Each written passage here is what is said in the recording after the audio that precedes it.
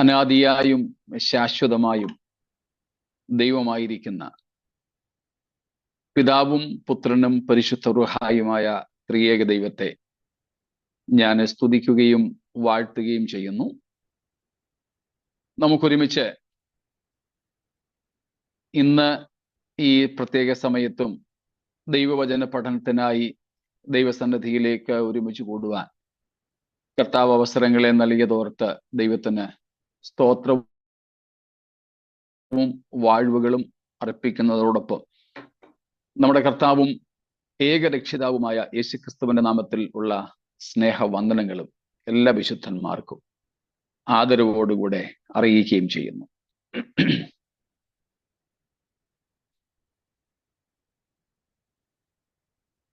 നമ്മൾ ഇന്നലെയും മിനിയാന്നും ഒക്കെ ചിന്തിച്ചു വന്ന വെളിപ്പാട് പുസ്തകം 8-ാം അധ്യായത്തിന്റെ ആദ്യ ഭാഗങ്ങളിലേക്ക് ശ്രദ്ധ തിരിക്കാം. പ്രത്യേകിച്ച് ഇന്നലെ നമ്മൾ ചിന്തിക്കുവാൻ തുടങ്ങിയത് 3, 4, 5 വാക്യങ്ങളാണല്ലോ. ആ വാക്യങ്ങൾ ഒന്നും കൂടെ വായിച്ചാട്ടെ. Revelation 8, 3, 4 and 5. മറ്റൊരു ദൂതൻ ഒരു സ്വർണ്ണ ധൂപകലശവുമായി വന്ന് യാഗപീഠത്തിനരികെ നിന്നു. സിംഹാസനത്തിന് മുമ്പിലുള്ള സ്വർണ്ണ പീഠത്തിന്മേൽ സകല വിശുദ്ധന്മാരുടെയും പ്രാർത്ഥനയോട് ചേർക്കേണ്ടതിന് വളരെ ധൂപവർഗം അവന് കൊടുത്തു. ധൂപവർഗത്തിന്റെ പുക വിശുദ്ധന്മാരുടെ പ്രാർത്ഥനയോടുകൂടെ ദൂതന്റെ കയ്യിൽ നിന്ന് ദൈവസന്നിധിയിലേക്ക് കയറി. ദൂതൻ ധൂപകലശം എടുത്തു യാഗപീഠത്തിലെ കനൽ നിറച്ച് ഭൂമിയിലേക്ക് എറിഞ്ഞു. ഉടനെ ഇടിമുഴക്കവും നാദവും മിന്നലും ഭൂകമ്പവും ഉണ്ടായി. സ്തോത്രം. നമ്മൾ കഴിഞ്ഞ ദിവസങ്ങളായിട്ട് കണ്ടുകൊണ്ടിരിക്കുന്നത് ദൈവകുഞ്ഞാടായ ക്രിസ്തു 7-ാമത്തെ മുദ്ര പൊട്ടിക്കുന്നതും അനുബന്ധ സംഭവങ്ങളുമാണല്ലോ. നാം അതിൽ കണ്ടു സ്വർഗത്തിൽ ഉള്ള അരമണിക്കൂറത്തെ മൗനം, 7 കാഹളങ്ങളുമായി 7 ദൂതന്മാരുടെ പ്രത്യക്ഷത. എന്നാൽ 3 മുതൽക്കുള്ള വാക്യങ്ങളിൽ നമ്മൾ കണ്ടുകൊണ്ടിരിക്കുന്നത് മറ്റൊരു ദൂതൻ വിശേഷമായ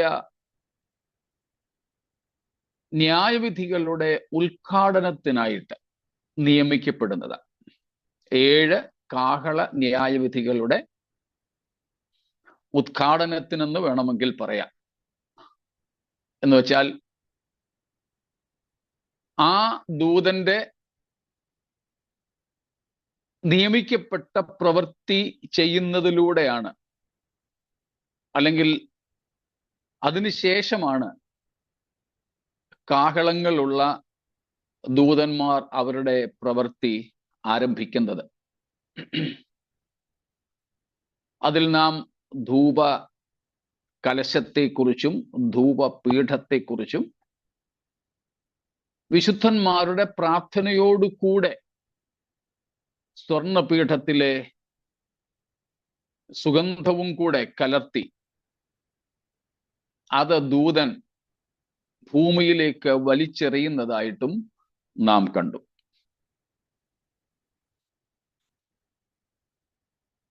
അപ്പൊ സ്വർഗത്തിലെ യാഗപീഠങ്ങളെക്കുറിച്ചും സ്വർണപീഠത്തെക്കുറിച്ചും ധൂപകലശത്തെക്കുറിച്ചുമൊക്കെ ആയിരുന്നു നാം ഇന്നലെ ചിന്തിച്ചത്. യെരുശലേം ദേവാലയത്തിൽ അല്ലെങ്കിൽ സമാഗമന കൂടാരത്തിൽ ധൂപകലശം ഉണ്ടായിരുന്നെങ്കിലും അത് ബ്രോൺസിന്റെ, പിച്ചളയുടേതായിരുന്നെന്ന് സംഖ്യാപുസ്തകം 16:39 നിന്ന് നമുക്ക് കാണാൻ സാധിക്കുന്നുണ്ട്. Numbers 16:39. The censer used in the tabernacle was made up of bronze, whereas here we see golden one. എന്നാൽ ഇവിടെ സ്വർഗത്തിൽ നാം അത് സ്വർണ കലശമായിട്ടാണ് കാണുന്നത്. ആ വ്യത്യാസങ്ങളൊക്കെ സ്വർഗീയവും ഭൗമികവും തമ്മിലുള്ളതിൻ്റെ ഒക്കെയാണ്. സ്വർണം വേദപുസ്തകത്തിൽ അതിൻ്റെ മൂല്യത്തെയും അതിൻ്റെ പരിശുദ്ധിയെയും ഒക്കെ കാണിക്കുന്നതായി നിലനിൽക്കുന്നു. ആ ഭാഗങ്ങളിലേക്ക് നമ്മൾ പോകുന്നില്ല. സ്തോത്രം.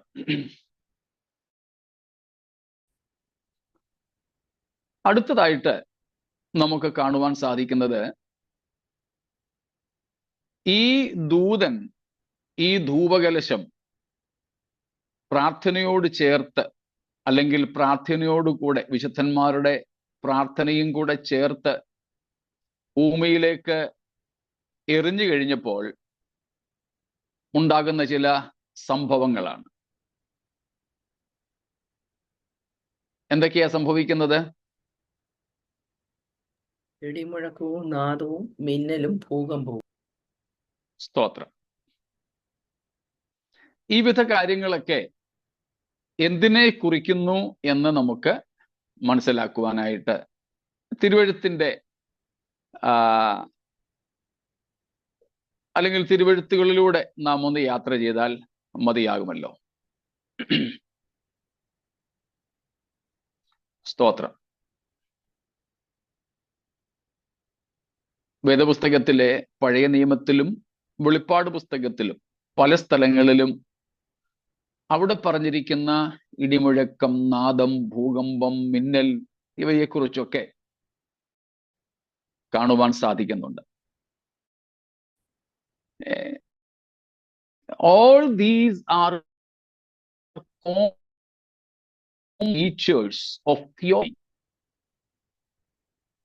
ദൈവിക വെളിപ്പാടുകളുടെ അല്ലെങ്കിൽ ദൈവിക പ്രത്യക്ഷതകളുടെ, തിയോഫനീസ്, ദൈവം പ്രത്യക്ഷപ്പെടുന്നത്, ദൈവിക പ്രത്യക്ഷതകളുടെ പ്രത്യക്ഷമായ ചില അടയാളങ്ങളായി നമുക്കിവയെല്ലാം കാണുവാൻ സാധിക്കും. നമ്മൾ കഴിഞ്ഞ ദിവസവും കാഹളവുമായി ബന്ധപ്പെട്ട് പുറപ്പാട് 19-ാം അധ്യായത്തിൽ നിന്ന് വായിച്ചു. അതിൻ്റെ 16 മുതൽക്കുള്ള വാക്യങ്ങളിൽ ദൈവം സീനായി മലയിൽ ഇറങ്ങി വന്നപ്പോൾ അവിടെ എന്തൊക്കെ സംഭവിച്ചു? ഇടിമുഴക്കവും മിന്നലും, പർവ്വതത്തിൽ കാർമേഘവും, കാഹളധ്വനിയും. കണ്ടോ? ഇതെല്ലാം ദൈവത്തിന്റെ സാന്നിധ്യത്തെ വെളിപ്പെടുത്തുന്ന ദൈവീക പ്രത്യക്ഷതകളുടെ ചില പ്രകടനങ്ങളായി നമുക്ക് മനസ്സിലാക്കാൻ കഴിയും. സ്തോത്രം. Proofs of God's presence, God's glory, God's majesty, also the dreadfulness or the fearfulness of God's presence. And they prove divine interventions in special occasions. ഈ പറയപ്പെട്ടിരിക്കുന്ന ഇടിനാദമായി, മിന്നലായി, ഭൂകമ്പമായി ഇവയെല്ലാം ഒന്ന് ദൈവീക പ്രത്യക്ഷതകളുടെ അടയാളമാണ്. 2 ദൈവ സാന്നിധ്യത്തെ കുറിക്കുന്നു. 3 ദൈവ മഹത്വത്തെ വെളിപ്പെടുത്തുന്നു. 4 ജനങ്ങളുടെ ഇടയിൽ, അവരുടെ ഹൃദയങ്ങളിൽ ദൈവത്തെ ഉള്ള ഭീതി പരത്തുന്നു. 5 ദൈവിക ഇടപെടലുകളെ കുറിക്കുന്നതാണത്. ദൈവം ഇടപെടുന്ന ചില സന്ദർഭങ്ങളാണ്. സ്തോത്രം. 2 ശമൂവേൽ 22-ന്റെ 8-ാമത്തെ വാക്യം, 2 സാമുവേൽ 22 verse 8.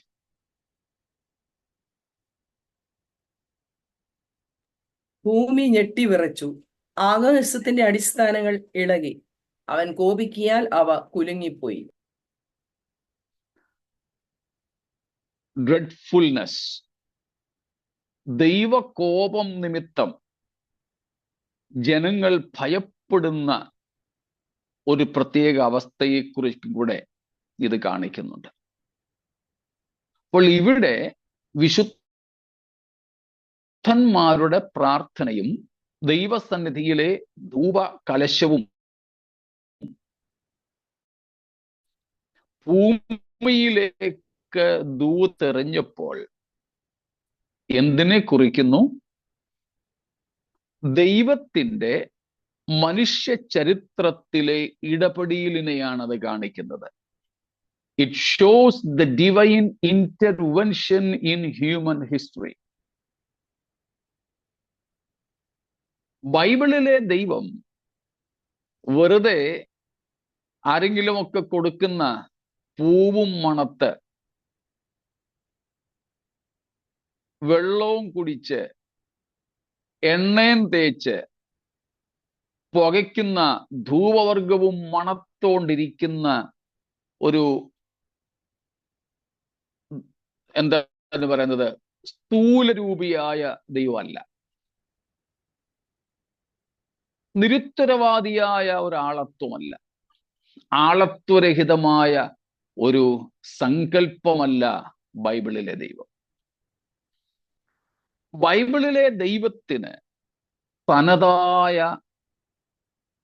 ഉദ്ദേശങ്ങളുണ്ട്.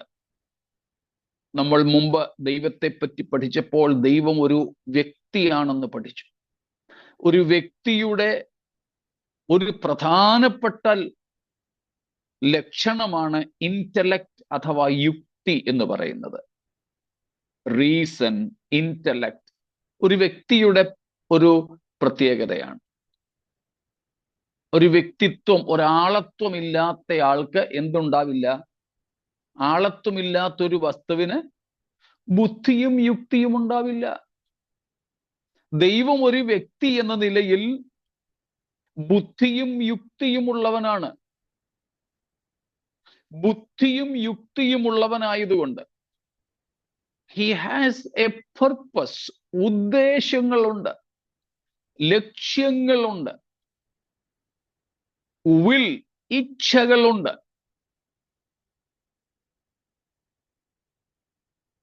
ദൈവത്തിന്റെ ഉദ്ദേശങ്ങളെ നിവർത്തിക്കുവാൻ ദൈവത്തിന് മറ്റാരുടെയെങ്കിലും സഹായം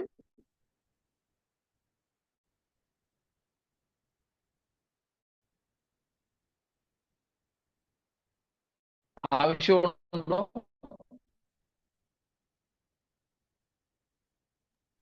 ആവശ്യമില്ല. കേൾക്കാൻ പറ്റുന്നു? നെറ്റ് കട്ടാവുന്നുണ്ട്, ഇടയ്ക്കിടയ്ക്ക് ബ്രേക്ക് ഉണ്ടാവും.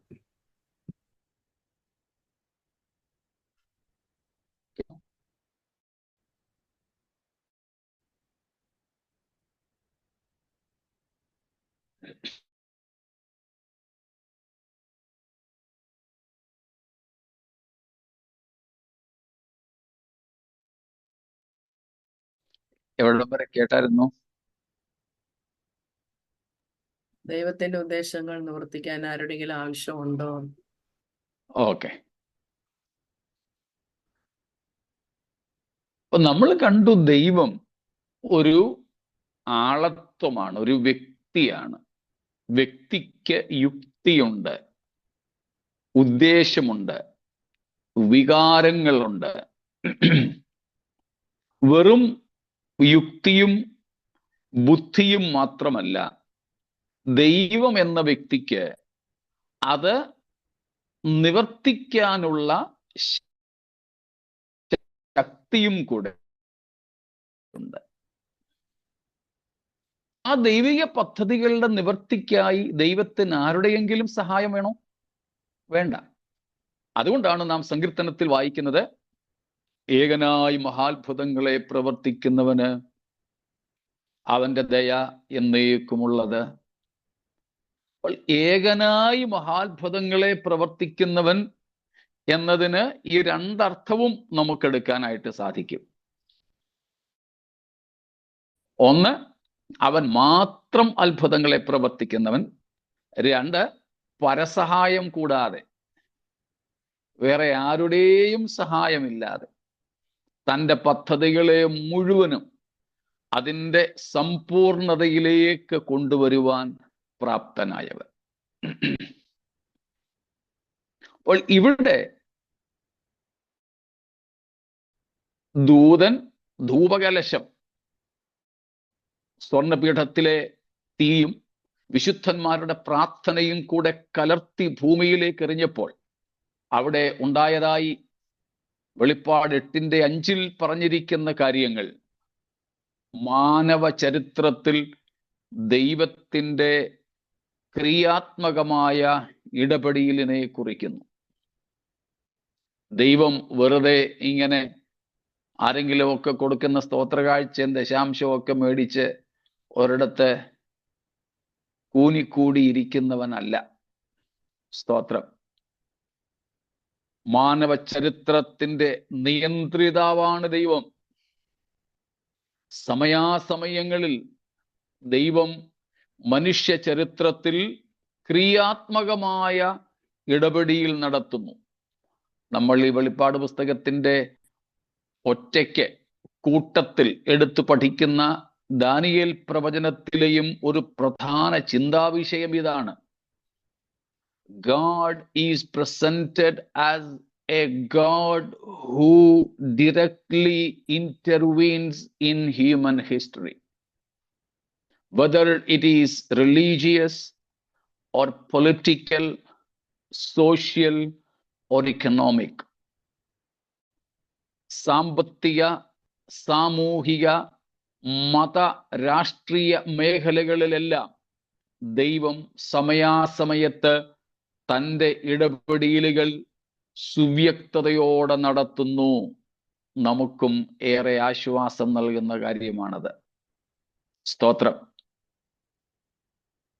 ലോക ചരിത്രത്തിൽ അങ്ങനെ ചെയ്തെങ്കിൽ ഇന്നും നമ്മുടെ വർത്തമാനകാല അനുഭവങ്ങളിലും അങ്ങനെ തന്നെ ദൈവം ചെയ്യും. സ്തോത്രം. ദൈവം വളരെ വ്യക്തതയോടെ നമ്മുടെയും ചരിത്രത്തിൽ ഇടപെടും.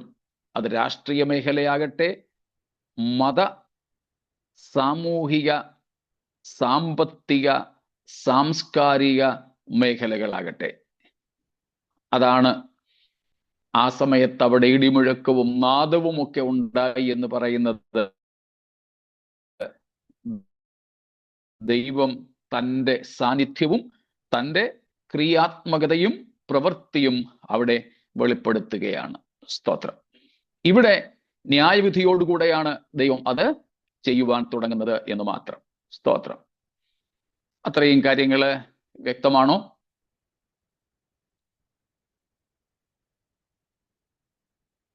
അഞ്ചു വരെയുള്ള വാക്യങ്ങളിൽ മറ്റെന്തെങ്കിലും വിശദീകരണം വേണമെങ്കിൽ ചോദിക്കാമല്ലോ.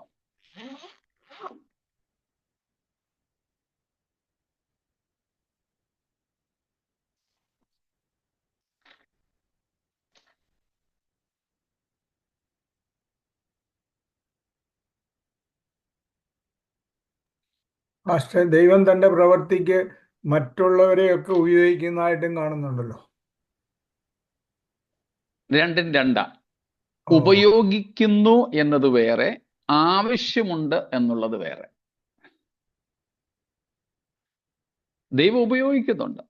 സാത്താനെ പോലും ദൈവത്തിന്റെ ഉദ്ദേശത്തിനായിട്ട് ഉപയോഗിക്കും. പക്ഷേ ദൈവത്തിന് ഇതിൻ്റെ ഒന്നും ആവശ്യമില്ല. ഇങ്ങേറ്റം നമ്മെപ്പോലും ദൈവം സൃഷ്ടിച്ചത് നമ്മൾ നേരത്തെ പഠിച്ചിട്ടുള്ളത് പോലെ കൂട്ടായ്മയ്ക്ക് വേണ്ടിയാ.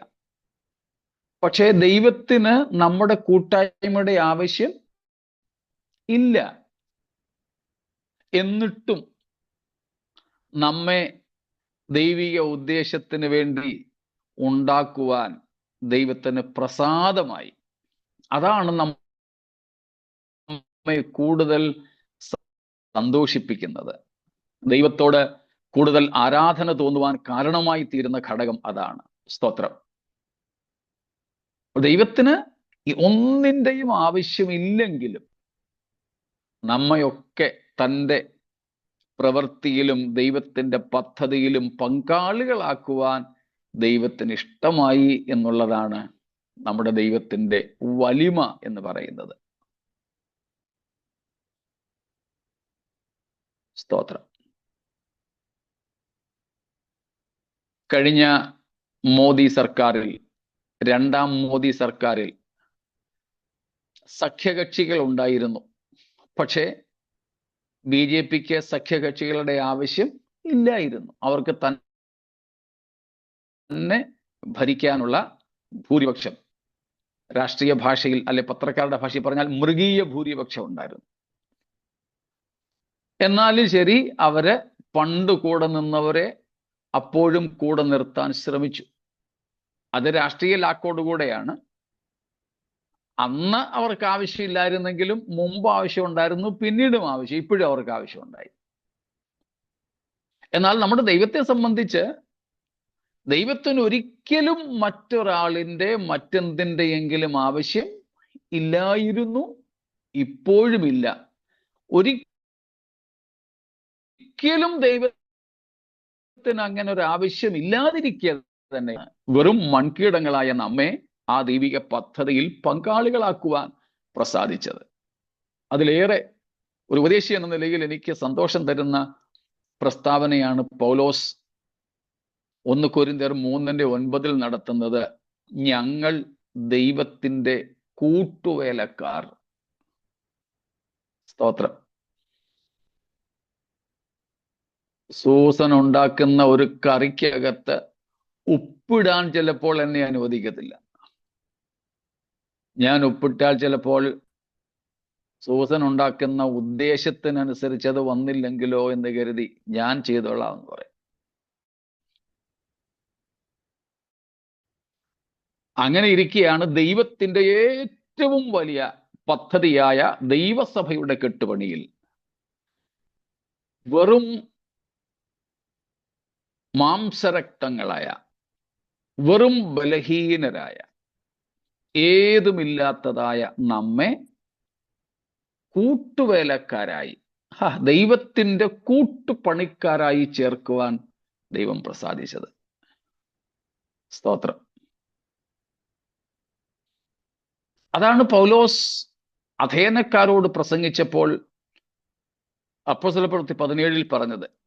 എന്തിനെങ്കിലും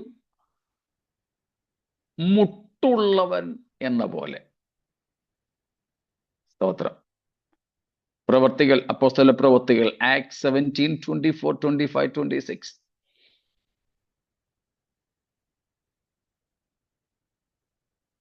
എന്തിനെങ്കിലും മുട്ടുള്ളവൻ എന്ന പോലെ മനുഷ്യ കൈകളാൽ ശുശ്രൂഷ ആവശ്യപ്പെടുന്നില്ല.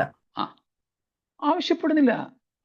ദൈവത്തിന് അങ്ങനെ ഒരു ആവശ്യമില്ല. എങ്കിലും നമ്മെ തൻ്റെ കൂട്ടുവേലക്കാരാക്കി നമുക്കും കൂടെ തൻ്റെ ആ വലിയ ദൗത്യം പകുത്തു തന്നു. നമ്മുടെ കൈകളുടെ സേവനം കർത്താവിന് സുഗ്രാഹ്യമായി സ്വീകരിക്കുന്നു, ഒക്കെ ചെയ്യുന്നു. അത് നമ്മോടുള്ള ദൈവത്തിൻ്റെ കരുണയാണ്. അതോർക്കുമ്പോഴാണ് നാം കർത്താവിനെ അധികം സ്തുതിക്കുന്നത്. സ്തോത്രം. വേറെ എന്തെങ്കിലും?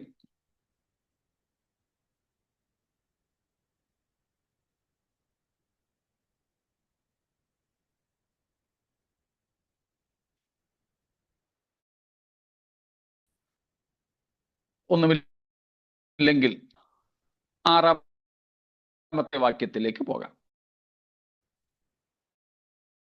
വോയിസ് വെളിപ്പാട് 8. 7 കാഹളമുള്ള ദൂതന്മാർ 7 പേരും കാഹളം ഊതുവാൻ ഒരുങ്ങി. സ്തോത്രം. 2-ാം വാക്യത്തിലെ 1ഉം 2ഉം വാക്യങ്ങളിലെ ദൂതന്മാർ ഇവിടെ പ്രവർത്തനത്തിന് സജ്ജരായി നിൽക്കുന്നുവെന്ന് മാത്രം മനസ്സിലാക്കിയാൽ മതി. അവർ 2-ാം വാക്യത്തിൽ തന്നെ ഒരുക്കപ്പെട്ടിരുന്നു, നിയോഗിക്കപ്പെട്ടിരുന്നുവെങ്കിലും അവരുടെ കാഹളം ഊതുകയും അതിനോടനുബന്ധമായ സംഭവങ്ങൾ ഉടലെടുക്കുകയും ചെയ്യുന്നതിന് മുമ്പ് വിശുദ്ധന്മാരുടെ പ്രാർത്ഥനയ്ക്ക് മറുപടി കൊടുക്കുന്ന ആ പ്രാർത്ഥനകൾക്കനുസൃതമായും ദൈവത്തിന്റെ നിത്യപദ്ധതികൃതമായും കൂടെയുള്ള ഇടപെടിയിലാണ് ഇവയ്ക്ക് അടിസ്ഥാനമായി ഇവിടെ ചെയ്തത്. മനസ്സിലായല്ലോ? രണ്ട് കാര്യങ്ങളാണ് ഒരുമിച്ച് ദൂതന്മാർ ദൂതൻ ഭൂമിയിലേക്ക് വലിച്ചെറിഞ്ഞത്. എന്തൊക്കെയാ? ഒന്ന്, വിശുദ്ധന്മാരുടെ പ്രാർത്ഥന, അപ്പോൾ പ്രാർത്ഥനയ്ക്ക് മറുപടി എന്നർത്ഥം. രണ്ട്, സ്വർണ ധൂപ കലശത്തിലെ അല്ലെങ്കിൽ സ്വർണ യാഗപീഠത്തിലെ കനൽ, നമ്മൾ അതിനെ ഇന്നലെ കണ്ടതനുസരിച്ച് ദൈവഹിതമെന്ന് മനസ്സിലാക്കാം. The sovereign will of God and the prayers of the saints offered according to God's will. So God is now intervening as per these two things, as well as the prayers of the saints offered in accordance with God's will. മനസ്സിലായോ? ദൈവം ഇവിടെ പ്രവർത്തിക്കുകയാണ്. എന്തിന്റെ അടിസ്ഥാനത്തിൽ? രണ്ട് കാര്യങ്ങളുടെ അടിസ്ഥാനത്തിൽ. ഒന്ന്, ദൈവത്തിന്റെ പരമമായ ഹിതത്തിനനുസരിച്ച്. അതിനെയാണ് നാം യാഗപീഠത്തിലെ കനൽ എന്നതുകൊണ്ട് അർത്ഥമാക്കുന്നത്. ദൈവത്തിന്റെ പൂർണ്ണമായ പരമാധികാരമായ അല്ലെങ്കിൽ പരമമായ ഹിതം. രണ്ട്, പ്രാർത്ഥന. ആ ഹിതത്തിനനുസരിച്ച് വിശുദ്ധന്മാർ ചെയ്ത പ്രാർത്ഥന. മനസ്സിലായല്ലോ? ദൈവത്തിന്റെ പരമമായ ഹിതവും ആ ദൈവഹിതത്തിനനുസരിച്ച് വിശുദ്ധന്മാർ ചെയ്ത പ്രാർത്ഥനയും ഒരുമിച്ച് കലർത്തി അവയ്ക്കനുസൃതമായി ദൈവം ഇപ്പോൾ പ്രവർത്തിപ്പാൻ തുടങ്ങുകയാണ്. അതിന്റെ ഭാഗമായി 7 ദൂതന്മാർ കാഹളമൂതുവാൻ തൽപരരായി നിന്നു. ഒന്നാമത്തെ ദൂതൻ കാഹളമൂതുകയാണ്. 7-ാമത്തെ വാക്യം, Verse 7. ഒന്നാമത്തവൻ ഊതി, അപ്പോൾ രക്തം കലർന്ന കൽമഴയും തീയും ഭൂമിമേൽ ചൊരിഞ്ഞിട്ട് ഭൂമിയിൽ 1/3 വെന്തുപോയി, വൃക്ഷങ്ങളിൽ 1/3 വെന്തുപോയി, എല്ലാ പച്ചപ്പുല്ലും വെന്തുപോയി. സ്തോത്രം. ഒന്നാമത്തെ ദൂതൻ ഊതുകയാണ്. അപ്പോൾ ഉണ്ടാകുന്ന ന്യായവിധിയുടെ പ്രവൃത്തി.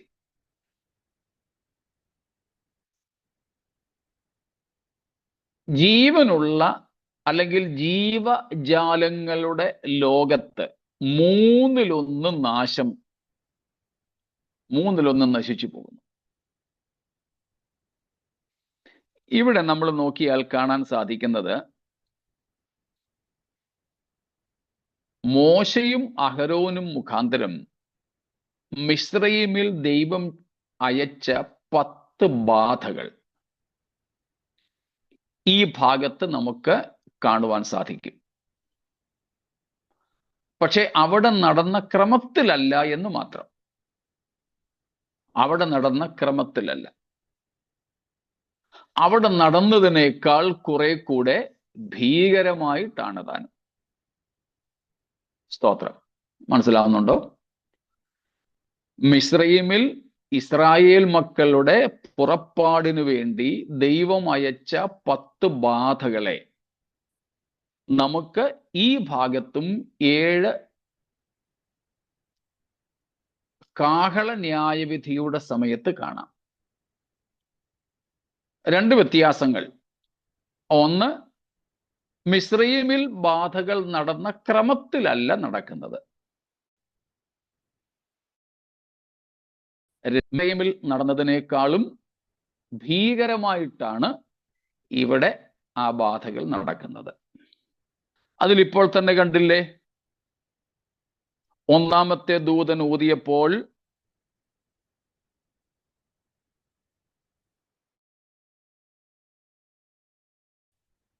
കൽമഴ, തീയ്,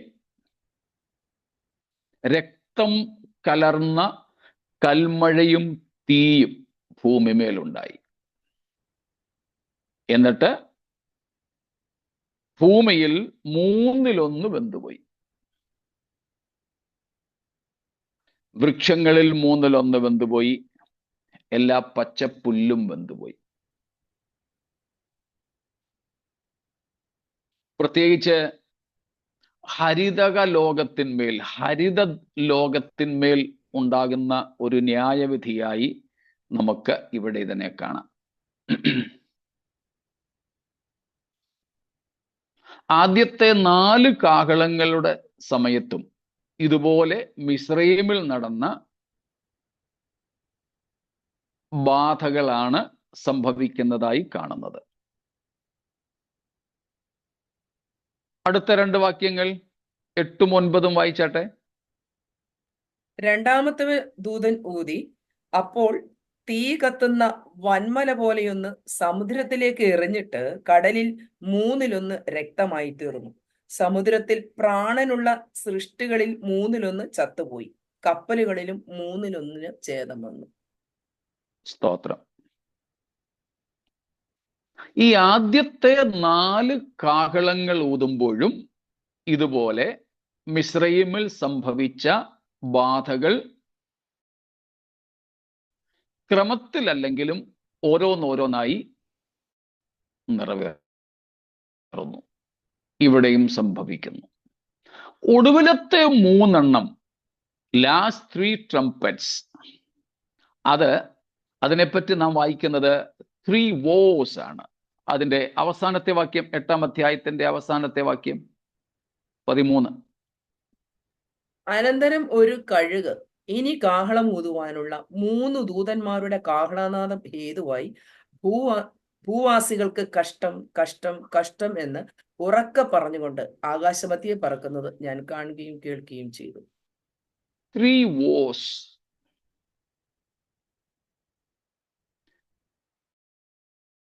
ഏഴ് ദൂതന്മാർ, 7 കാഹളങ്ങൾ. അതിൽ ആദ്യത്തെ 4 മിസ്രൈമിലേതുപോലെയുള്ള വിപത്തുകൾ, ബാധകൾ ഭൂമിമേൽ വരുത്തുന്നു. ഭൂമിമേൽ എന്ന് പറഞ്ഞാൽ ഭൂമിയിലും വെള്ളത്തിലും ജീവജാലങ്ങൾക്ക് മുഴുവനും ജീവജന്തുക്കൾക്ക് മുഴുവനും കേടുവരുന്നത് പോലെ. ഒടുവിലത്തെ 3 കാഹളനാദത്തിങ്കൽ അയ്യോ കഷ്ടം, അയ്യോ അയ്യോ അയ്യോ എന്നുള്ള, അല്ലെങ്കിൽ കഷ്ടം അയ്യോ കഷ്ടം അയ്യോ കഷ്ടം എന്നുള്ള വോസ് ആണുള്ളത് ഉണ്ടാകുന്നത്. 3 കഷ്ടങ്ങളാണ്. 3 കഷ്ടങ്ങൾ എന്ന് വെച്ചാൽ ആദ്യത്തെ 4 അതിഭീകരമായതാണ് പിന്നെ സംഭവിപ്പാനിരിക്കുന്നത്. നമ്മളും അയ്യോ എന്ന് പറയാറുണ്ടല്ലോ. എപ്പോഴാണ് നമ്മൾ പറയുന്നത്? വേറെ വാക്കുകൾ കൊണ്ട് ആ ദുഃഖത്തെയോ അതിശയത്തെയോ ഒന്നും വിവരിക്കാൻ കഴിയാതെ വരുമ്പോൾ നമ്മൾ പറയുന്ന ഒരു പദമാണ് അയ്യോ. അതുപോലെ തന്നെ ഇവിടെയും വിവരിക്കുവാൻ കഴിയാത്തതുപോലെ വർണ്ണനാതീതമായി ദൈവം ഭൂമിയിൽ വരുത്തുന്ന ആ ന്യായവിധിയുടെ ഭീകരാവസ്ഥയെ കണ്ടുകൊണ്ട് അയ്യോ എന്ന് നിലവിളിക്കുകയേ പറ്റൂ. അത്രയ്ക്ക് ഭീകരമായ കാര്യങ്ങളാണ് ഒടുവിലത്തെ 3 ദൂതന്മാരുടെ കാഹളമൂത്തിന്റെ സമയത്ത് സംഭവിക്കുന്നത്.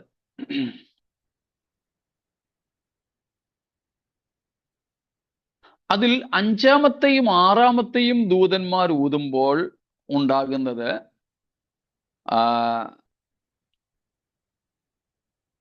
പ്രകൃതി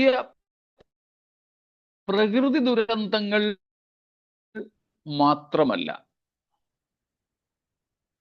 മനുഷ്യജാതിയിന്മേലും ഉളവാകുന്ന വലിയ ആക്രമണങ്ങളായി നമുക്ക് കാണുവാൻ സാധിക്കുന്നുണ്ട്. അതാണ് നാം 9ാം അധ്യായത്തിന്റെ 1 മുതലും അതിന്റെ 13 മുതലും കാണുന്നത്. 7 കാഹളങ്ങളിൽ ആദ്യത്തെ 4 നമ്മൾ കാണുന്നു മിസ്രൈമിൽ ഇതുപോലെയുള്ള ബാധകൾ. ഒടുവിലത്തെ 3 എടുത്തു പറയുന്നു കഷ്ടം കഷ്ടം കഷ്ടം. 3 മാനത്തിൽ 3 നിലവാരത്തിലുള്ള കഷ്ടങ്ങളാണത്. അതിൽ 5-ാമത്തെയും 6-ാമത്തെയും ദൂതന്മാർ കാഹളം ഊതുമ്പോൾ പ്രകൃതിക്ക് മാത്രമല്ല ദുരന്തം നേരിടുന്നത്, മനുഷ്യനും വല്ലാത്ത ദുരന്തം നേരിടുന്നു. മനുഷ്യർക്കും.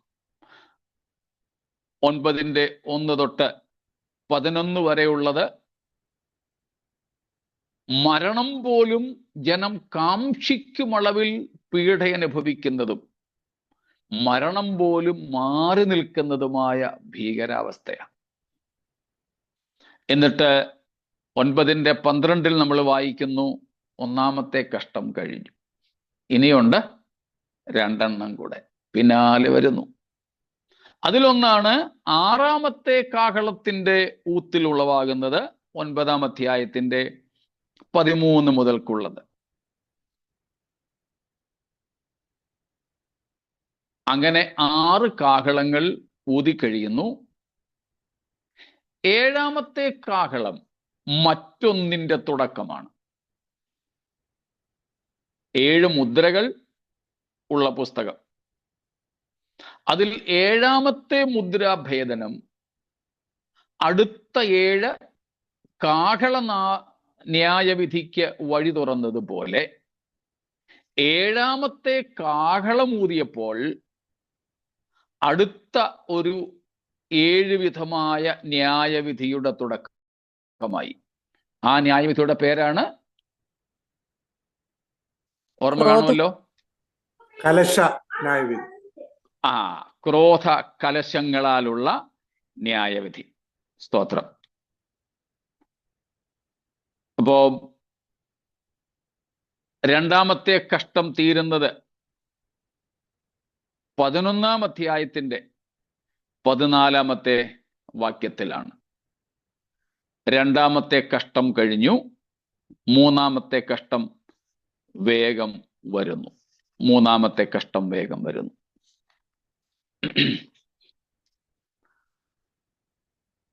പിന്നെ നാം മുൻപോട്ട് വരുമ്പോഴാണ് നാം കാണുന്നത്, പ്രത്യേകിച്ച് 14-ാമത്തെ അധ്യായത്തിൽ ഫലപ്രദമായ കാര്യങ്ങളിൽ നാം ഇതുമായി ബന്ധപ്പെട്ട് കാണുന്നുണ്ട്. 15-ാമത്തെ അധ്യായത്തിലേക്ക് വരുമ്പോഴാണ് 15-ന്റെ 1-ാമത്തെ വാക്യം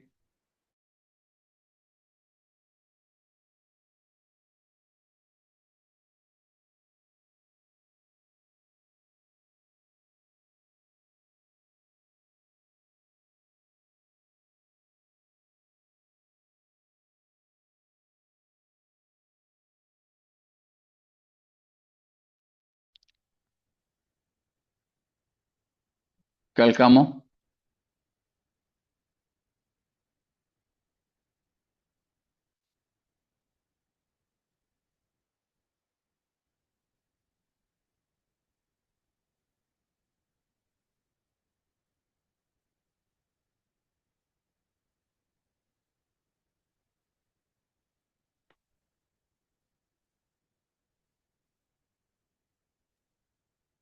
ചുരുക്കത്തെ 7 ബാധയുള്ള 7 ദൂതന്മാരെ തന്നെ അതോടുകൂടെ ദൈവക്രോധം തീർന്നു. സ്തോത്രം. ഒടുക്കത്തെ ബാധയുള്ള 7 ദൂതന്മാർ. ആ ദൂതന്മാരാണ് 15-ന്റെ 5 മുതൽ നാം കാണുന്നത്. 7 ധൂപകലശങ്ങളുമായി, 7 ക്രോധ കലശങ്ങളുമായി 7 ദൂതന്മാർ നിൽക്കുന്നത്. അപ്പോൾ ക്രോധ കലശങ്ങളിലൂടെ ഉള്ള ബാധകൾ അല്ലെങ്കിൽ ദൈവക്രോധമാണ് തീരുന്നത്. അപ്പോൾ ഈ 3 ന്യായവിധികളും ഏതൊക്കെ? മുദ്രകൾ, കാഹളങ്ങൾ, കലശങ്ങൾ. ഈ 3 ന്യായവിധികളും എന്തായിരുന്നു എന്ന് 15:1 വ്യക്തമാണ്.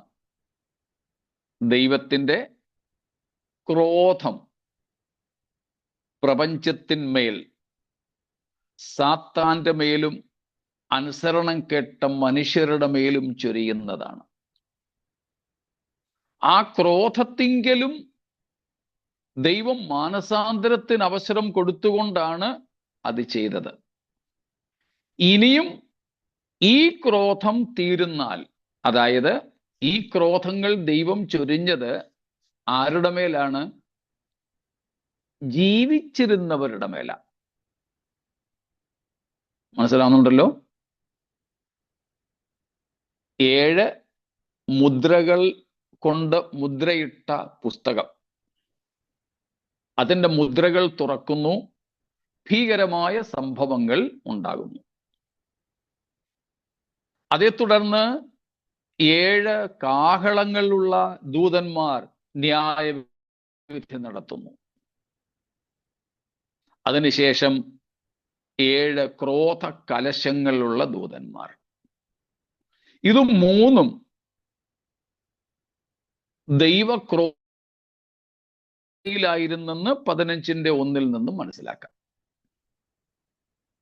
ഈ കലശങ്ങളാലുള്ള ന്യായവിധി തീരുന്നതോടുകൂടെ ദൈവക്രോധം തീരുന്നു. ആരോടുള്ള ക്രോധം?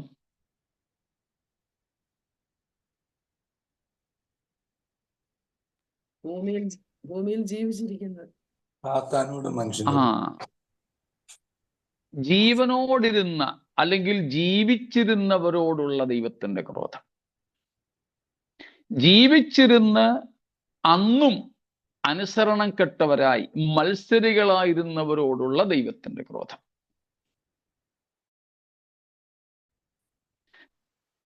എന്നാൽ മരിച്ച് അനുസരണമില്ലാതെ, അനുസരണം കെട്ട്, ദൈവത്തെ ഭയപ്പെടാതെ, ദൈവത്തെ അനുസരിക്കാതെ മരിച്ചവരോടുള്ള ദൈവത്തിന്റെ ക്രോധം തീരുന്നോ? ഇല്ല. സാത്താനോടുള്ള ക്രോധം തീരുന്നോ?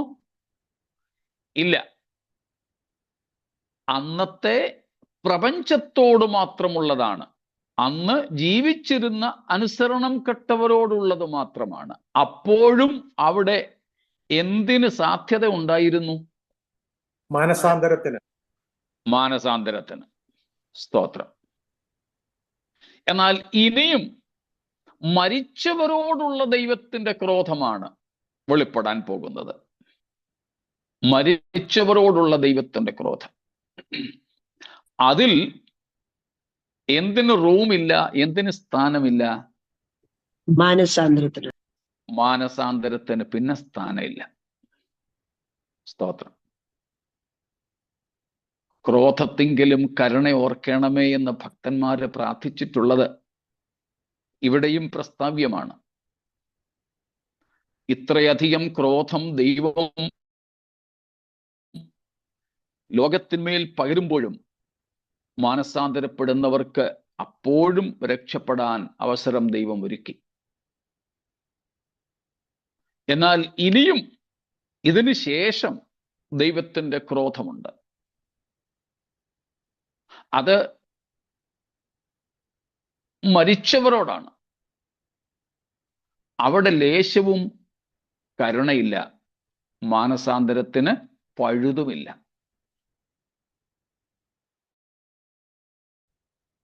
അപ്പോൾ ഇങ്ങനെ 3 പ്രധാനപ്പെട്ട ന്യായവിധികൾ. അതിനിടയിലാണ് നാം കാണുന്നത് 3 കഷ്ടങ്ങൾ. 3 കഷ്ടങ്ങൾ.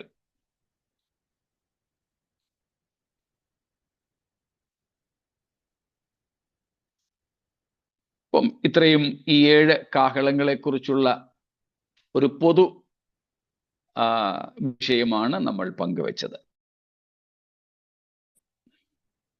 മടങ്ങി വരാം. 8-ാം അധ്യായത്തിന്റെ 7-ാമത്തെ വാക്യത്തിലേക്ക്. അവിടെ 1-ാമത്തെ ദൂതൻ കാഹളമൂതുന്നു. അപ്പോൾ രക്തം കലർന്ന കൽമഴയും തീയും ഭൂമിമേൽ ചൊരിയുന്നു. എന്നിട്ട് ഭൂമിയിൽ 1/3 വെന്തുപോയി. വൃക്ഷങ്ങളിൽ 1/3 വെന്തുപോയി. എല്ലാ പച്ചപ്പുല്ലും വെന്തുപോയി. ഇവിടെ ഈ തീയും കൽമഴയും എന്നൊക്കെ പറയുന്നതിന് 2 സാധ്യതകളുണ്ട്. ഒന്ന്, സൊദോമിലും ഗൊമോറയിലും ഒക്കെ പെയ്തതുപോലെ തന്നെ സാക്ഷാൽ തീയും ഗന്ധകവും കൽമഴയും ഒക്കെ അയക്കാൻ ദൈവത്തിന് കഴിയും. മിസ്രൈമിൽ അയച്ചതുപോലെ, സൊദോം ഗൊമോറയിൽ ചെയ്തതുപോലെ, ഇസ്രായേലുമായുള്ള ബന്ധത്തിൽ ചില പ്രത്യേക യുദ്ധ സമയങ്ങളിലൊക്കെ ദൈവം ചെയ്തതുപോലെ അക്ഷരീയമായി തന്നെ കൽമഴ അയക്കാം. കൂറ്റൻ പാറകളോ മഞ്ഞുകട്ടകളോ ഒക്കെ സ്വർഗത്തിൽ നിന്ന് അയക്കുന്നതിന് ദൈവത്തിന് പ്രയാസമൊന്നുമില്ല.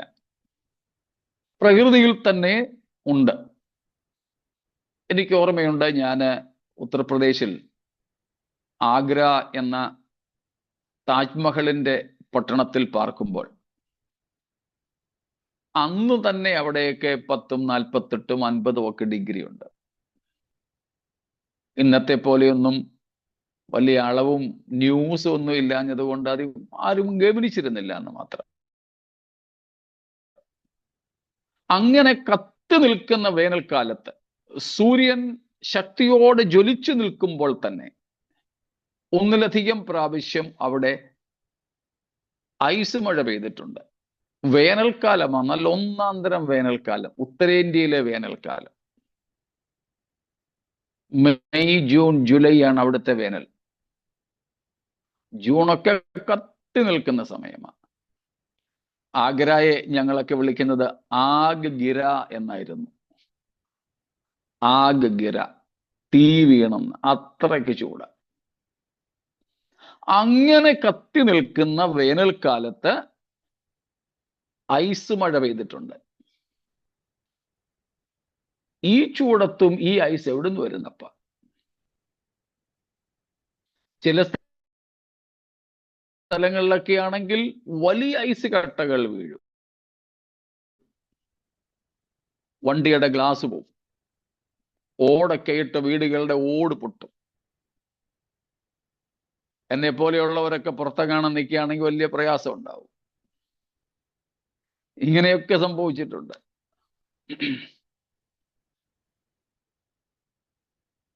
അപ്പം ഈ ചൂടത്തും ഈ മഞ്ഞുകട്ടകളെ എവിടെയോ ഒളിപ്പിച്ചു വയ്ക്കുവാൻ ദൈവത്തിന് കുഴപ്പമില്ല. ഇനി ഒന്നും വേണ്ട, എങ്ങും ഇല്ലെങ്കിലും കർത്താവ് പറഞ്ഞാൽ പോരായോ? ആ സമയത്ത് അതങ്ങ് ഉണ്ടാകത്തില്ലേ? അതുകൊണ്ട് ഇതെങ്ങനെ സംഭവിക്കുമെന്ന് ശാസ്ത്രീയമായിട്ടൊന്നും തല പുകയ്ക്കേണ്ടതില്ല.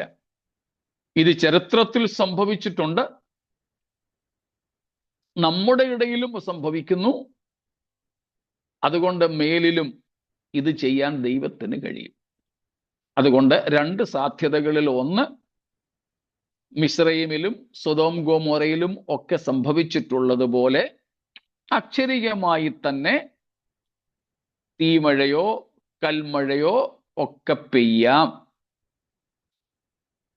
ഒന്നുകിൽ ഈ പ്രകൃതിയിൽ തന്നെ അതിനുള്ള ക്രമീകരണങ്ങൾ ദൈവം ഒരുക്കി വെച്ചിട്ടുണ്ട്, അല്ലെങ്കിൽ ആ സമയം ദൈവം കൽപ്പിച്ചാൽ മതി, ദൈവത്തിന്റെ കൽപ്പനയാൽ അതങ്ങനെ സംഭവിക്കും. 2-ാമത്തെ സാധ്യത, ഇനി ദൈവം അങ്ങനെ വലിയ അത്ഭുതമൊന്നും ചെയ്തില്ലെങ്കിലും ഈ കാര്യങ്ങൾക്കൊക്കെ വേണ്ടി മനുഷ്യർ തന്നെ ഇന്ന് എല്ലാവിധ ആയുധങ്ങളുടെയും കോപ്പ് കൂട്ടി വെച്ചിട്ടുണ്ട്.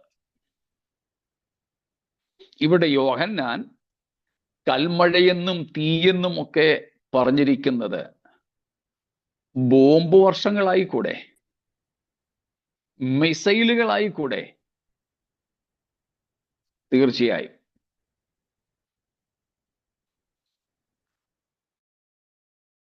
അങ്ങനെ ഉള്ള രണ്ടാമത്തെ സാധ്യതയുമുണ്ട്.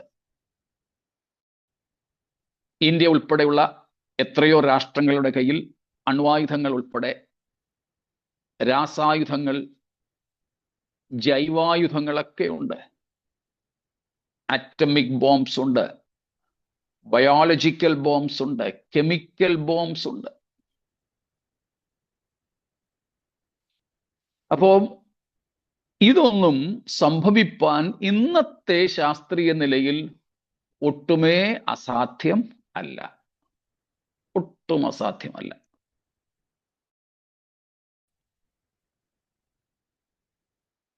ഇപ്പോൾ നടന്നുകൊണ്ടിരിക്കുന്ന ഇസ്രായേൽ ഹമാസ് യുദ്ധം നമുക്കറിയാം. ഇസ്രായേലും ഞങ്ങളെ ആരും ഒന്നും ചെയ്യത്തില്ലെന്നും പറഞ്ഞ്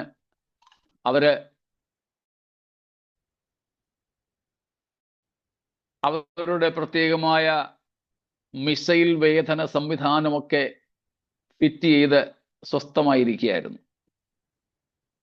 പക്ഷേ ഇസ്രായേലിന്റെ മിസൈൽ വേധ ആന്റി മിസൈൽ സംവിധാനങ്ങൾക്ക് കണ്ടുപിടിക്കാൻ കഴിയാത്തതുപോലെയാണ് ആയിരക്കണക്കായ മിസൈലുകൾ ഹമാസ് ഇസ്രായേലിന്മേൽ വർഷിച്ചത്. അങ്ങനെയാണ് ഇന്നും അവരുടെ ബന്ദികളായി കഴിയുന്ന ഇസ്രായേലി പൗരന്മാരെ പിടിച്ചുകൊണ്ടുപോയതും കുറെ പേരെ കൊന്നതും. പെട്ടെന്ന് ഏതാനും ദിവസങ്ങൾക്ക് മുമ്പ് സംഭവിച്ചത്, ഉക്രൈൻകാര് റഷ്യയിൽ അതിക്രമിച്ചു കയറി പെട്ടെന്ന് കുറേയേറെ ഡ്രോണുകൾ വിട്ട് പുടിൻ സാഹിബിനെ അമ്പരിപ്പിച്ചിരിക്കുകയല്ലേ. ലോകം പോലും അമ്പരം നിൽക്കുക, ഉക്രൈൻകാർ എങ്ങനെ ഇത്രയധികം റഷ്യൻ അതിക്രമിച്ചു കയറി പിടിച്ചെടുത്തു എന്ന്. ഇതുപോലെ ഒരുമിച്ച് അയക്കുന്ന മിസൈലുകളോ ബോംബ് വർഷങ്ങളോ ഒക്കെ യോഹന്നാൻ എന്തുപോലെ തോന്നി? തീയും കൽമഴയും പെയ്യുന്നത് പോലെ. അപ്പോൾ പ്രകൃതിയാ തന്നെ അത് സംഭവിക്കാം, അല്ല ആയുധശേഖരങ്ങൾ നിമിത്തമുള്ള യുദ്ധങ്ങളാലും ഇത് സംഭവിക്കാം. അതുകൊണ്ട് ഇത് സ്വാഭാവികമാണ്. യോഹന്നാൻ അങ്ങനെ കണ്ടു. യോഹന്നാൻ അന്ന് മിസൈൽ എന്ന് പറയാനോ ബോംബ് എന്ന് പറയാനോ ഒന്നും അറിഞ്ഞുകൂടായിരുന്നു. തനിക്ക് കണ്ടു പരിചയമുള്ളത് യോഹന്നാൻ ഇവിടെ എഴുതി വെച്ചിരിക്കുന്നു. അന്നത്തെ വായനക്കാർക്ക് മനസ്സിലാകുന്നതും ആയിട്ടുള്ളത്. അങ്ങനെ 1/3 ഭൂമിയിൽ നാശം വിതറുന്ന ഒരു ന്യായവിധിയാണ് ഒന്നാമത്തെ കാഹള ന്യായവിധിയിലൂടെ സംഭവിപ്പാൻ പോകുന്നത്. ഇത്രയും കാര്യങ്ങൾ വ്യക്തമാണോ?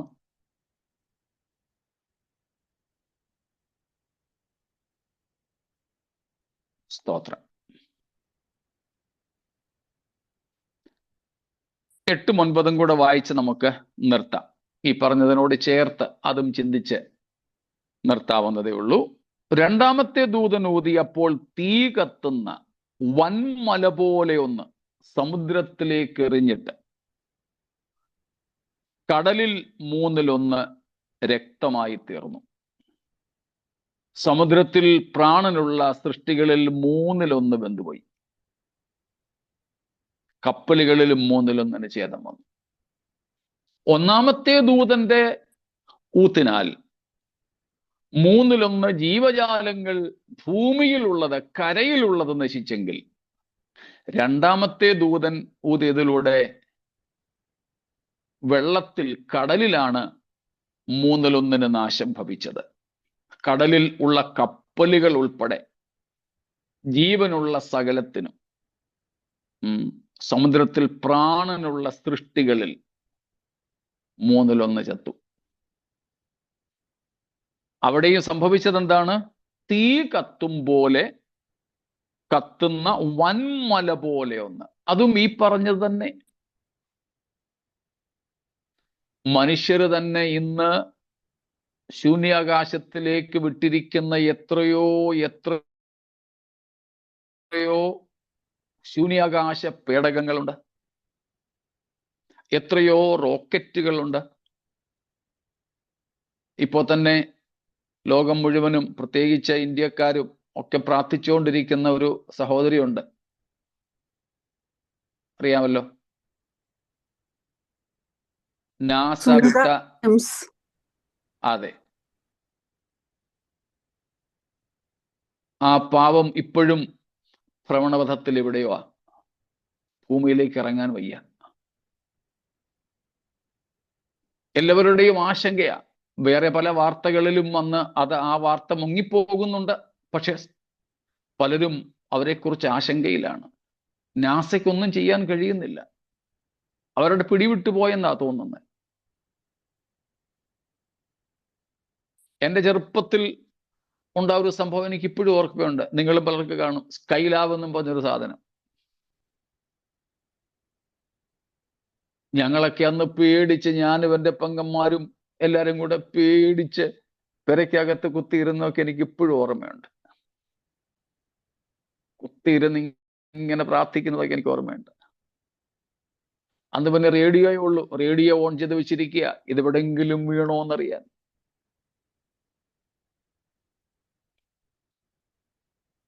അപ്പോൾ യോഹന്നാൻ കണ്ടത് കത്തുന്ന ഒരു മല പോലെ വലിപ്പമുള്ള ഒരു തീക്കുണ്ടം സമുദ്രത്തിൽ പതിക്കുന്നു. ഇങ്ങനെ ആകാശത്തിൽ വിട്ടിരിക്കുന്ന ഏതോ ഒരു പേടകമാകാം, അതുപോലെ ബന്ധപ്പെട്ട ഒരു സംഭവമാകാം. മുമ്പേ പറഞ്ഞതുപോലെ ദൈവം അങ്ങനെ തന്നെ ഒരു മല ഇങ്ങോട്ട് വിട്ടില്ലെങ്കിലും ഇങ്ങനെ മനുഷ്യനിർമ്മിതമായ എന്തെങ്കിലും പിടിവിട്ട് കത്തി അമരുന്നതാകാം. എത്രയോ വലിപ്പമുള്ള സാധനങ്ങളാ വിട്ടിരിക്കുന്നത്. അവകൾ വന്ന് പതിച്ചാൽ ഈ പറയപ്പെട്ട സംഭവങ്ങളൊക്കെ സമുദ്രത്തിലുണ്ടാകും. വലിയ സ്ഫോടനങ്ങളാണ് സംഭവിക്കാൻ പോവുക, വലിയ സ്ഫോടനങ്ങൾ. അപ്പോൾ ഇത് ദൈവം അങ്ങനെ തന്നെ ചെയ്യാം, അല്ലെങ്കിൽ മനുഷ്യനിർമ്മിതി കൊണ്ട് തന്നെ ഈ പറയപ്പെട്ട കാര്യങ്ങൾ സംഭവിക്കും. പക്ഷെ ഇവയെല്ലാം എന്തിന് ഉതകുന്നു? മനുഷ്യരുടെ മേൽ, അന്ന് ജീവിച്ചിരിക്കുന്ന ലോകത്തിന്മേലുള്ള ദൈവത്തിൻ്റെ ക്രോധത്തെ പകരുകയാണ്. ഇവകൾ കണ്ട് ഭയപ്പെട്ടെങ്കിലും ദൈവത്തെങ്കിലേക്കൊന്ന് തിരിയാൻ. പക്ഷേ എന്നിട്ടും ആൾക്കാർ മാനസാന്തരപ്പെടുന്നില്ല. കുറച്ചുപേര് പെടുന്നുണ്ട്, അവരുടെ സംഖ്യയൊക്കെ നമ്മൾ കണ്ടു. എന്നിട്ടും അതിൽ ദൈവം തൃപ്തനാണോ? ഇത്രയും പേര് പെട്ടല്ലോ, എണ്ണമറ്റൊരു സമൂഹം പെട്ടല്ലോ എന്നതിൽ ദൈവത്തിന് സന്തോഷമില്ല. നമ്മൾ മിനിയാന്ന് വായിച്ചതുപോലെ ദുഷ്ടന്റെ മരണത്തിലല്ല ദൈവത്തിന് ഇഷ്ടം. നീതിമാൻ അവന്റെ നീതിയുടെ വഴി വിട്ടു തിരിഞ്ഞു പോയാൽ ആ നീതികേടിൽ മരിക്കുന്നതിൽ ദൈവത്തിന് ഇഷ്ടമില്ല. ഒരു വ്യക്തി പോലും നശിച്ചു പോകുവാൻ ദൈവം ആഗ്രഹിക്കുന്നില്ല. അതുകൊണ്ട് അത്രയേറെ പേർ രക്ഷിക്കപ്പെടുമെങ്കിലും, മഹാപീഡന കാലത്തെ വിശുദ്ധന്മാരുണ്ടാവുമെങ്കിലും ദൈവം അതിൽ സന്തുഷ്ടനല്ല. ഒരു വ്യക്തിയെങ്കിലും മരിക്കുന്നെങ്കിൽ, നശിക്കുന്നെങ്കിൽ ദൈവത്തിന്റെ സൃഷ്ടിയല്ലേ? ദൈവം തന്റെ ഏകജാതനെ തന്നതല്ലേ ഇവരുടെയും രക്ഷയ്ക്ക് വേണ്ടി? യേശു തന്റെ ജീവനെ ഇവർക്ക് വേണ്ടിയും കൂടെയല്ലേ ക്രൂശിൽ യാഗമാക്കിയത്? അങ്ങനെ കർത്താവ് വില കൊടുത്ത മനുഷ്യർ നശിച്ചു പോകുന്നത് ഒരിക്കലും ദൈവത്തിന് ഇഷ്ടമല്ല. നമ്മൾ വില കൊടുത്ത് വാങ്ങിക്കൊണ്ടുവന്ന ഒരു സാധനം നശിച്ചു പോകുന്നത് നമുക്ക് ഇഷ്ടമാകില്ലല്ലോ. ചില വീടുകളിലൊക്കെ ഭക്ഷണം ആവശ്യത്തിലധികമാണ്. അപ്പൊ പറയും, നമുക്ക് എല്ലാവർക്കും കൂടെ അങ്ങ് വീതം വെച്ച് തീർക്കാം, ഇങ്ങനെ കളയുന്നേ. ഹോട്ടലിൽ പോയാലും ചിലർ പറയും, കാശ് കൊടുത്തതല്ലേ, എങ്ങനെ കളയുന്നത്, അങ്ങ് കഴിക്കാം എങ്ങനെങ്കിലും. അപ്പൊ നാം മുതൽ മുടക്കിയത് നിസ്സാരമായാൽ പോലും നഷ്ടപ്പെടുന്നത് കാണാൻ ആഗ്രഹിക്കുന്നില്ല. എങ്കിൽ ദൈവം ഒരു വലിയ വില കൊടുത്ത് വാങ്ങിയതാണ് ഈ മനുഷ്യകുലത്തെ മുഴുവനും. രക്ഷിക്കപ്പെട്ടവരാകട്ടെ പെടാത്തവരാകട്ടെ, പെടുന്നവരാകട്ടെ പെടാൻ ഇഷ്ടമില്ലാത്തവരാകട്ടെ, അവർക്കെല്ലാവർക്കും വേണ്ടിയ വീണ്ടെടുപ്പ് വില കൊടുത്തതല്ലേ യേശു കർത്താവ്. അതുകൊണ്ട് അതിൽ ഒരാൾ പോലും നശിക്കുന്നത് കാണാൻ കർത്താവിന് ആഗ്രഹമില്ല. മനസ്സിലാവുന്നുണ്ടോ? സ്തോത്രം. എത്ര വഷളനായാലും എത്ര നിന്ദ്യനായാലും അവൻ മരിക്കുന്നത് ദൈവം ഇഷ്ടപ്പെടുന്നില്ല. അതുകൊണ്ട് നമ്മൾ ഇന്നലെയും യെഹെസ്കേലിൽ നിന്നും യെരമ്യാവിൽ നിന്നും വായിച്ചത്, ദുഷ്ടന്റെ മരണത്തിലല്ല ദൈവത്തിന് ഇഷ്ടം. കാരണം ആ ദുഷ്ടന് വേണ്ടിയും ദൈവം എന്ത് കൊടുത്തു? മറുവില, വീണ്ടെടുപ്പിന്റെ വില കൊടുത്തതാ. സ്തോത്രം. അതേ കാഴ്ചപ്പാട് നമുക്കും ഒന്നും ഉണ്ടാകണം കേട്ടോ. നമുക്ക് എത്ര നിന്ദകളും നമുക്ക് എത്ര ദോഷവും വരുത്തുന്നയാളായാലും ആ വ്യക്തിയുടെയും മാനസാന്തരത്തിന് വേണ്ടത് കർത്താവ് കൊടുത്തു, വില കൊടുത്തു എന്നതുകൊണ്ട് സ്തോത്രം നാം അവരുടെയൊക്കെ രക്ഷ ആഗ്രഹിക്കണം.